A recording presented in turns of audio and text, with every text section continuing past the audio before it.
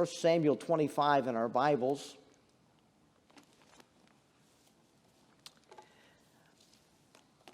We always praise God for women of faith and their involvement in our lives. And Mother's Day every year gives us a special opportunity to give some focus on giving honor to whom honor is due. The Bible encourages us to do that, give honor to whom honor is due, and there's no greater need than to honor those women who have greatly influenced our lives, who have been our prayer warriors throughout our lives and have shaped us and nourished us and advised us and been the source of such great strength in our lives. And this morning, I want to introduce you to one such lady, one episode in her life that put her in the hall of faith of faithful ladies down through time. And this morning, we learned that even a woman who marries a fool can still save her family.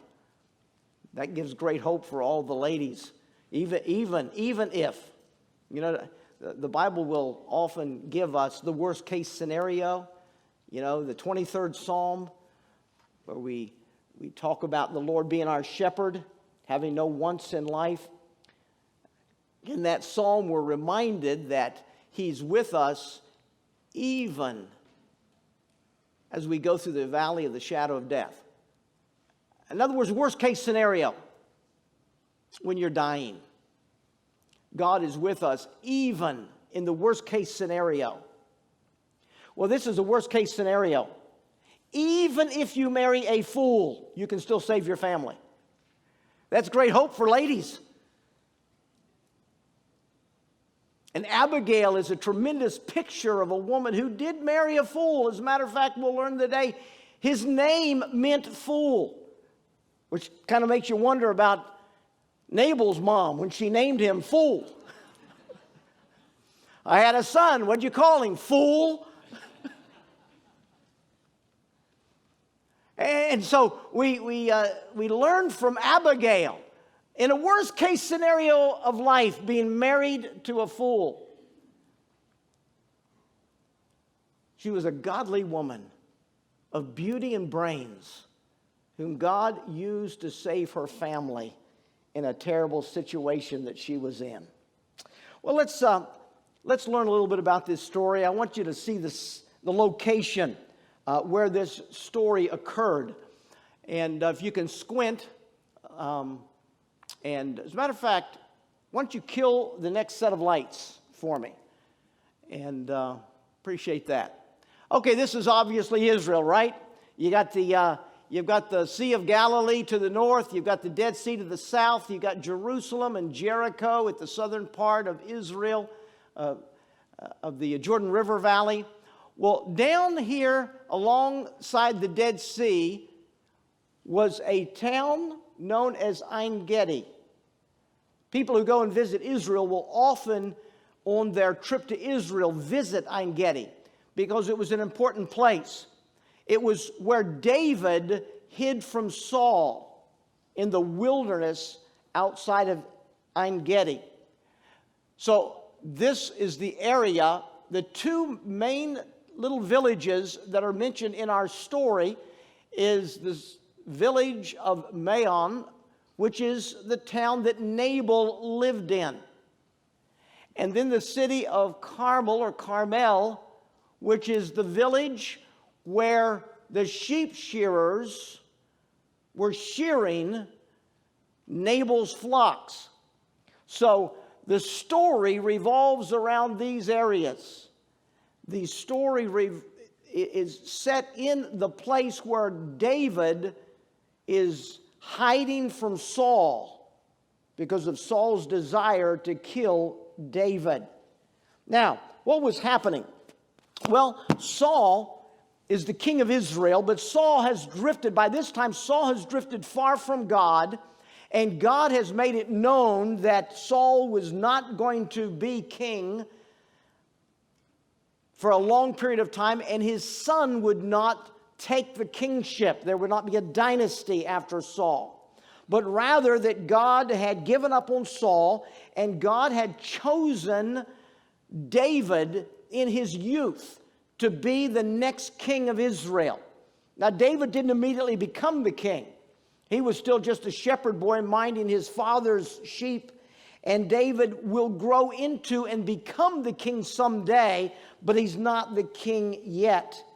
And during that period of time, after David was anointed by Samuel as the next king of Israel, and when David actually became the king of Israel, David grew in strength and popularity. He killed the giant Goliath when he was still young as a teenager.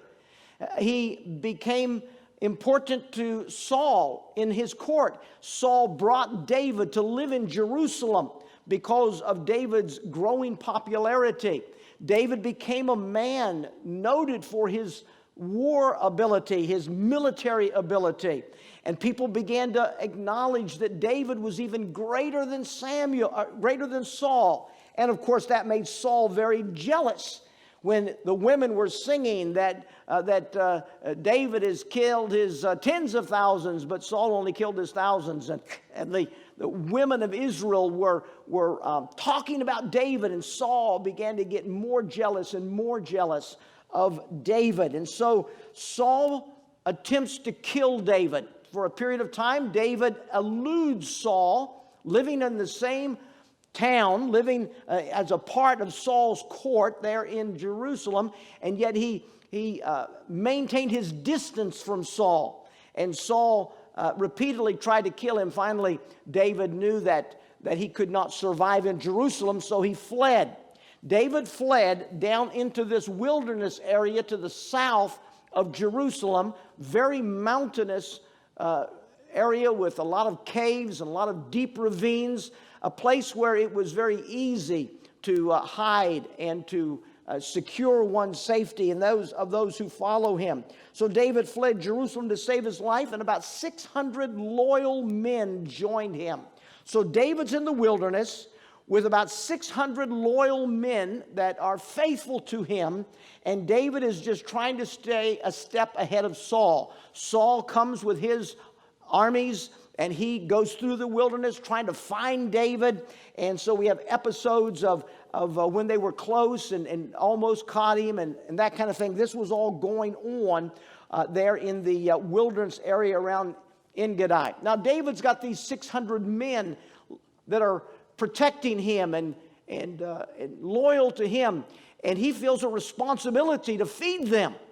How do you provide the sustenance for 600 men out in that wilderness? If you ever visit Israel and visit En-Gedi, you will see that it is not the kind of place where it's going to be easy for you to survive and provide food for 600 men. And so that's the kind of the situation they're in, and David trying to find ways to come up with food for these individuals. While they were there, David's 600 men were men of character. They didn't steal sheep from local shepherds. They didn't steal to feed themselves. As a matter of fact, David's 600 men were a protective body of men, like a wall of protection by day and night for the shepherds who led their sheep through those ravines, trying to find a little bit of grass and water here and there. And so David's men were a security force that kept robbers away, kept unsavory characters away, such that the shepherds in that area prospered because they weren't facing the enemies that they would have faced had David and his 600 men not been there. And then one day, David hears what might be some really good news. David hears that there's a very wealthy man in this part of Israel who has great flocks of sheep and goats. And it is the time of the year where he has brought his flocks to Carmel, and there his shearers are shearing the sheep. Now, the wool from the sheep is very valuable. So this is kind of like harvest time.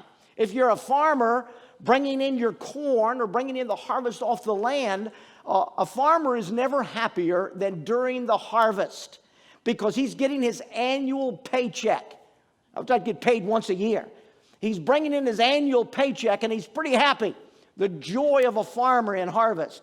Well, that's kind of like what is happening here in the sheep shearing season. They are collecting the wealth from the flocks of sheep that they'll be able to use to provide for themselves. And so there was a man who had great flocks of sheep and goats. He was a wealthy man. His name was Nabal. He was a wealthy man, had all this stuff, and he was at a time of the year where he was getting a lot of income. He was getting a lot of benefit from his holdings of all of the livestock that he had. David saw this as a great opportunity. 600 men are hungry. We have provided a service for Nabal. He is wealthier because of us. We have protected him, and we have never taken one of his livestock to feed ourselves. And so, likely, Nabal will appreciate the value that we have been to him. And likely, when he realizes that we have a need, he will be anxious to be a part of supplying our need out of his abundance of wealth. This is potentially really good news to David. So David selects 10 men, takes those 10 men and sends them down to meet up with Nabal and see if Nabal can spare them some of his wealth to be able to feed these hungry individuals. So let me introduce you to the individuals. The first person in the story is the woman with beauty and brains. The Bible talks about her in verses 2 and 3 of our text. Verse number 3 specifically says that she is one of good understanding and a beautiful countenance. She is both intelligent, wise, with good understanding of people and situations. She's got good intuitive skills. She's the kind of person that you would want to get advice from because she has good understanding of things. And she's also a very beautiful woman. Now, the Bible has that she is a woman of good understanding and beautiful countenance. She has brains and beauty. I put up on the screen a little logo that said beauty and brains. Well, that's because I found the artwork, and in our world, beauty comes before brains. And so I just stole someone's logo. Well, it wasn't copyrighted. I used someone's logo. But it's backwards. But you can't flip it horizontally because then you can't read the words. So I was in a dilemma. So in my dilemma, I chose to use the logo beauty and brains, but to tell you that it's in the wrong order. God puts more value on the brains than the beauty. And Abigail was a woman of good understanding. And she was a beautiful woman as well. She's the heroine of the story. She's the main character. She's the one the story is all about. But there's another individual in the story. It's her husband. His name is Nabal. His name means fool. He is an individual that is a descendant of Caleb, the Bible tells us. Remember Caleb, Joshua and Caleb? They were the two good spies that went into the land from Kadesh Barnea and came back with a good report. And Israel followed the other spies, the 10 spies with a bad report, and cost them 40 years of wandering in the wilderness. Well, here is a descendant, a direct descendant from Caleb. That good spy had such a great heritage. But his descendant, Nabal, is a fool. His name means fool. And the Bible uses the word churlish. It's an Old English word we don't often use nowadays. Churlish means hard, severe. He's hard-headed. You can't reason with him. In the story, his wife even says, no, this guy's, who can talk to him? And he's a son of Belial. He's a son of the devil. The guy's just a hard man to work with. Now, no one knows that better than Abigail. She's had to live with the guy. And she knows he's a hard-headed guy. And the Bible introduces him as a fool who's hard to get along with, hard to deal with. You say, how could such a woman as Abigail end up with a guy like Nabal? Well, today we would say she chose poorly. But knowing that the heritage of the people in the Bible was not Western culture, we would say her mom and dad chose foolishly. Her mom and dad made the wrong deal with the wrong family to give their daughter to a guy that's a fool, that's hard, that's going to create a hard life for their daughter. Or we could just say in the providence of God, that's just what God allowed to happen. And it was in the difficulty of living with a fool that Abigail blossomed into the woman of great character that she came to be in our story. Then there's a third individual in the story. His name is David, the sweet singer of Israel. And he is the one that ends up as being Abigail's husband when it's all said and done. How did that all come about? Well, here's the story. The story is about the sin of retaliating and seeking vengeance. The story is about David and his sinful desire to get even with someone who insulted him. David and his passion for revenge. How dare him talk to my 10 men that way? On with your swords. We're killing them all. The story is a story about the sin of retaliation and seeking revenge. And the story is more a story about Abigail and David than it is about Abigail and Nabal, her husband. So a beautiful and charactered woman marries a fool and stands to lose everything due to her husband's foolishness. And she must act quickly and wisely to intervene and rescue her family from David's sin of retaliation and getting even. And so, here's what happened. David had a need, we've discussed that, and so he made a request of Nabal. The request is discussed or given to us in verses 5 through 9. Nabal is harsh. Nabal claims to not even know who David is. Who's David? What do you mean, who's David? You're a descendant of Caleb. You know Israel's history. You're not absent from the reality of what has transpired in the nation of Israel. You have to know who David is. He's been anointed as the next king of Israel. What do you mean, who's David? But Nabal is presented to us a person with no spiritual understanding, no concept of God's working in God's world. He's a man totally focused on materialism, totally focused on this life, my job, my bank accounts, my wealth, my stuff. Who's David? Who's Jesse? They're only the ones who stand in line to produce Jesus Christ, the Messiah, who will save the world from their sins. But Nabal presents it as if he doesn't even know who he is. And maybe he didn't know who he is. Maybe Nabal is so focused on this world and materialism and stuff and money and things of this world that he has no concept of spirituality. He has no concept of God's will. He has no concept of God's plans.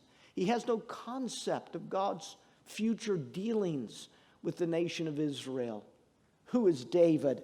Who is Jesse? And he totally refuses to have anything to do with helping David. I don't care if your 600 men starved to death in the cave in En Gedi. I'm not going to take my stuff and give it to someone I don't know. I worked hard for this stuff. It's my stuff, and I'm not going to help anybody else with my stuff. I'm going to keep it for myself. No way I'm going to give it to you and your people whom I do not know. Nabal is harsh, and when word comes back to David, and it did come back to David in verses 12 and 13, and then later in verses 21 to 22, we're given some more insight into the story and what happened. And word comes back, and David flies off the handle. David is angry. How dare you be harsh? How dare you not help us? And so he said to his men, on with your swords. We're going to kill. If we don't take care of this, then may our enemies take care of us. May our enemies wipe us out if we don't wipe out Nabal and his family and all that he has. And so David immediately, 400 men put on their swords, and they're on their way, on march from En Gedi over to Carmel or over to Maon, wherever they'll find Nabal, probably to Maon, to find Nabal. They're on the way. And one of the servants were wise enough to realize, one of the servants of Nabal, who knew his master was a harsh man, a hard man, a son of Belial, a son of the devil. And so he does not go to Nabal, his master, and say, Nabal, you better get ready. There's an army coming to wipe you out. He went to Nabal's wife, to Abigail, and he went and told Abigail what had happened and what was unfolding, and how that she and her kids and their family and everyone's going to be wiped out because of the actions of her husband. Abigail comes up with a quick solution. She immediately recognizes that the problem is food. David's soldiers need food. My husband has been unfair, unkind, unreasonable. So the solution is, let's get some food together. And she immediately tells their servants to load up some animals full of food. And they do. The Bible lists all the food they loaded up to be able to provide the need for David's men, David's band of men that need to survive in the wilderness. And so she goes. She intercepts David, and David comes to Abigail, and Abigail repents as if it was her sin. She said, would you forgive me, my iniquity? She takes responsibility for her husband. She pleads with David for understanding and forgiveness. And she gives to David, offers to David all the food that they need, that they could, that would sustain them in the wilderness. And then David accepts it. David goes his way. Abigail goes back home, and she finds her husband drunk, totally oblivious to the fact that he was an inch from dying that night. And so she let him get sober, and the next day, when he was finally sober, she told him how close he was to dying the night before. That shook Nabal, and he had a heart attack. And 10 days later, God took his life, and he was dead.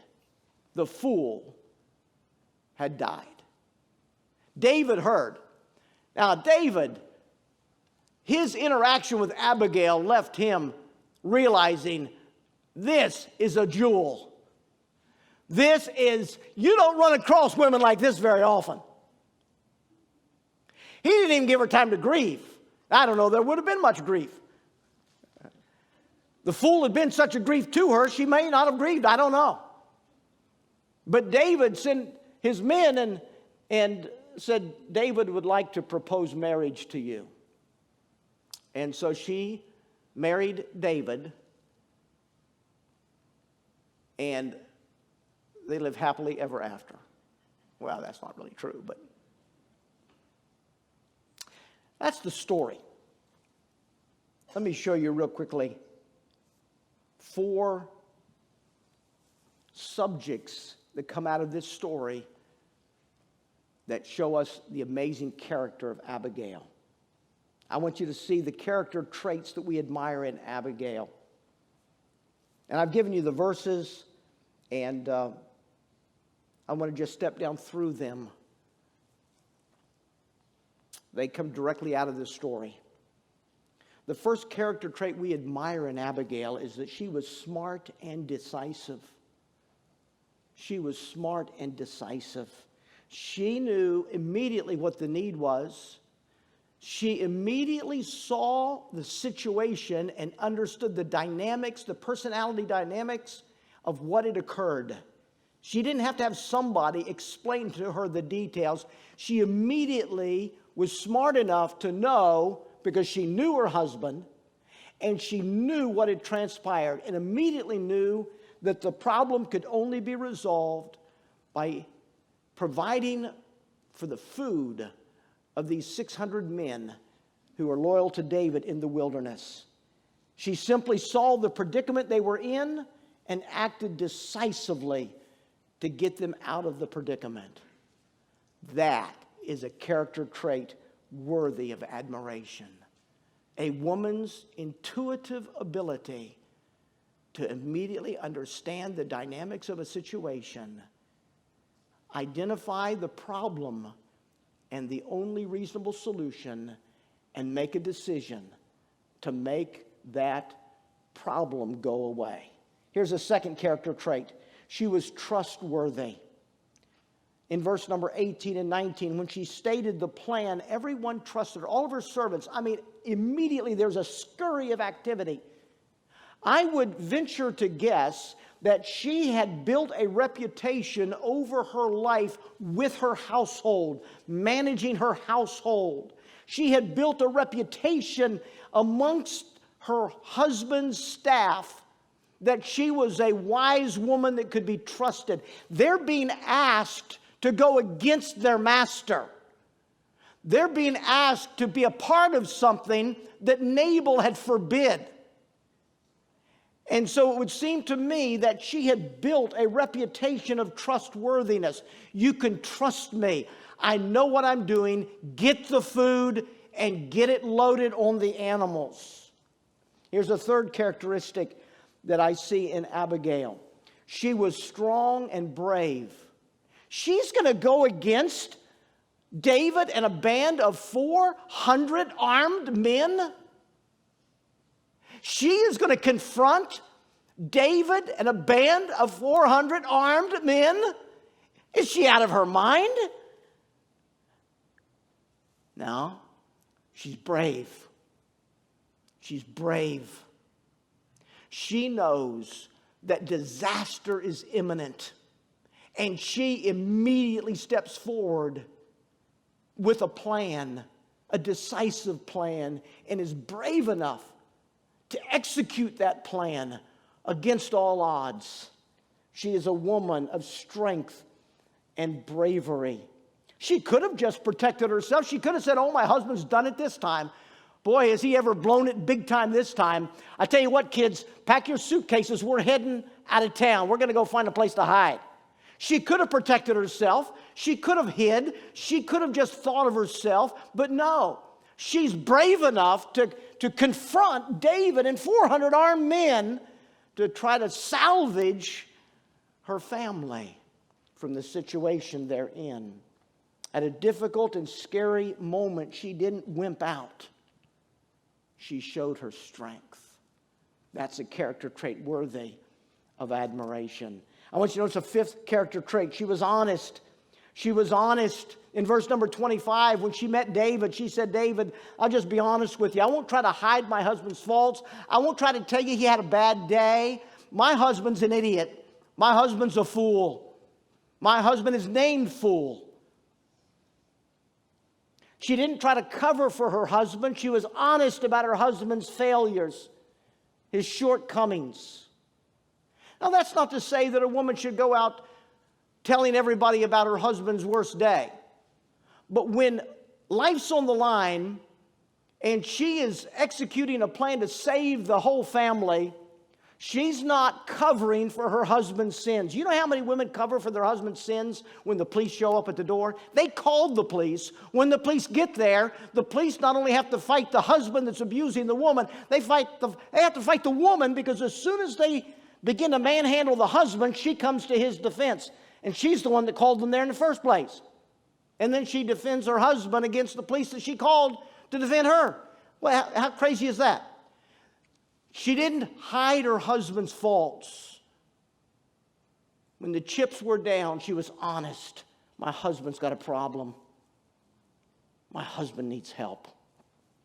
He really is a fool. And she was honest about that. I think that's a character trait worthy of admiration. Here's the fifth one. She's spiritually wise. She's spiritually wise. You've got to read it 2 or 3 times to really pick up on verse number 28 to 31. When she met David, she acknowledged to David that he was to be the ruler in Israel. Her husband says, "Who's David?" I don't even know who David is. But his wife knew who David was. Her wife knew that David was going to be the next ruler in Israel. She knew David was under the protective hand of God. She knew David was bound in the bundle of life with the Lord thy God. She said at the end of verse number 29, or in the middle of verse 29. She's got spiritual wisdom. She's plugged into the Bible. She's plugged into spiritual things. She's plugged into the mind of God. She knows things from a spiritual perspective, unlike her husband, that's all about the paycheck and the family wealth and not helping anybody else. She's spiritually wise. She knew who David was. She knew what David's future was. And she knew that if David, in the sin of anger and revenge and retaliation, killed her husband, that would come back and haunt David later in his life. This is a foolish move by David. And she knew David needed to not sin today by killing her husband in retaliation. And she confronted David with all that. This woman is spiritually wise. That's a character trait worthy of admiration. And then the final character trait is that she was respectful to her husband, because she went back to him in verse 37, waited for him to be sober, and told him the situation that was at hand. She was respectful. She honored his position as her husband, and she went back and explained the situation that had occurred. I think that's a character trait worthy of admiration. I want you to see another subject, and that is the praise that we can agree with. Look in verse 32 of our text. Verse 32, David said to Abigail, "Blessed be the Lord thy God, or the Lord God of Israel, which sent thee this day to meet me, and blessed be thy advice, and blessed be thou." That's some praise I think we can agree with. Blessed be your God who led you to act decisively today. And blessed be your advice. You gave me good advice, and you came in the nick of time to rescue me from doing something really stupid that I will pay a price for later on in my life. Thank you. Blessed be your advice, Abigail. And blessed be you, a woman of brains and beauty, who has been critically important to this situation that unfolded today. Praise that we can agree with. And finally, the third subject, lessons that men should remember. Lessons that men should remember. Sometimes, number one, sometimes you will find a jewel married to a foolish man. Remember that, guys. How many of you married over your head? How many of you are like me? And you married over your head. You married somebody that could have held out and got a better guy. A lesson men should always remember is that you will sometimes find a jewel married to a fool. Here's the second lesson men should always remember. Even a foolish husband had enough sense to give his wife great latitude and liberty over family, finances, and decision making. She was able to do what she did. I have, after 45 years of pastoring, I have seen situations where men, under the misconstrued, misinterpreted teaching of patriarchy, have treated their wives like their wives were their slaves, who couldn't walk out the door without getting permission from their husband to leave the house. That is wicked and sinful. It is not taught in the Bible. It is not headship. It is not submission. It is sin. Even a fool named Nabal had enough sense to give his wife some liberty and latitude to be able to serve her family well. I think that's a lesson every man should remember. Number 3, another lesson that every man should remember is that a godly wife can sometimes save you from making a wrong decision. A godly woman's spiritual advice can sometimes be the best advice that you'll receive. I started to say think twice. Think 10 times before rejecting her advice and making a different decision. Sometimes a godly wife's wisdom can help you from making a bad decision. Listen well. That is a lesson I think every man should remember. And finally, number 4, a godly woman is to be praised. David praised her. And a godly woman deserves to be praised. The book of Proverbs ends by reminding us that her husband praises her and his children rise up and praise her for the investment she's made in their lives. And every man, we should always remember that a godly woman deserves and should be praised by the people who have benefited from her great character and wisdom and help throughout life. Well, then there's some lessons women should remember. Here's some quick lessons that women should remember. Number 1, don't cover for him. Be honest regarding his weaknesses. You know, when you look at this story and read it several times, one of the things that pops out at you eventually is that when Abigail was honest about her husband's weaknesses, it wasn't like nobody knew about them. The whole family knew about them. The servants knew about his weaknesses. Everyone knows the weaknesses of the man. There is a time not to cover them. There's a time to help him with them. And sometimes that means being honest about the fact that he has a problem and he needs help. And God put me here as a woman of character and wisdom and spiritual discernment to try to help my husband to get the help that he needs with the problems that he's facing. There's a time not to cover for him. There's a time to help him. And then another lesson I think women should always remember is it's important to tell him what's what. When she came back and waited for him to get sober the next day, she told him what was what. She said, husband, you need to know you almost died last night. I'm just going to lay it out on the table. I'm just going to tell you what's what. Here's what happened. As a result of what you did, here's what happened, what was transpiring, and what could have happened. It's important to be honest and tell a husband what's what. And then a third lesson, it's important to leave it all in God's hands. Verse number 38 and verse number 39 in this story, we didn't read down that far.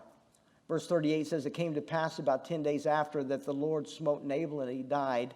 And when David heard that Nabal was dead, he said, blessed be the Lord that hath pleaded the cause of my reproach from the hand of Nabal, and hath kept his servant from evil.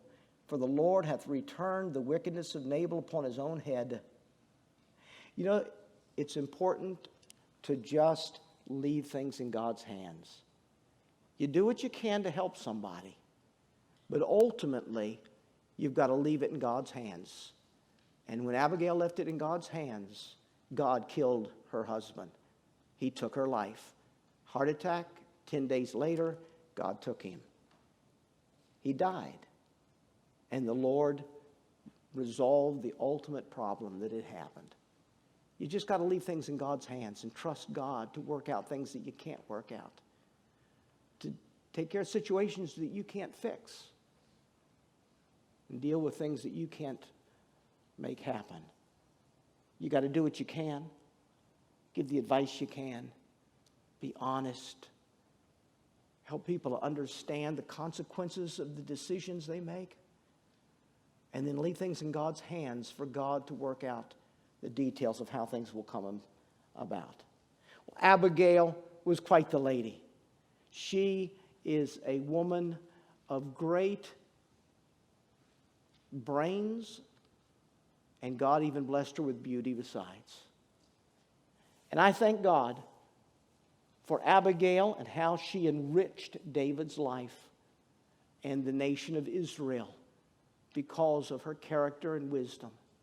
And I likewise thank God for all you women, how you've enriched the lives of the people you've touched, how your character, your devotion, your spiritual maturity, your spiritual wisdom, your insight, your intuitive nature, how you have helped people whose lives have intersected with yours.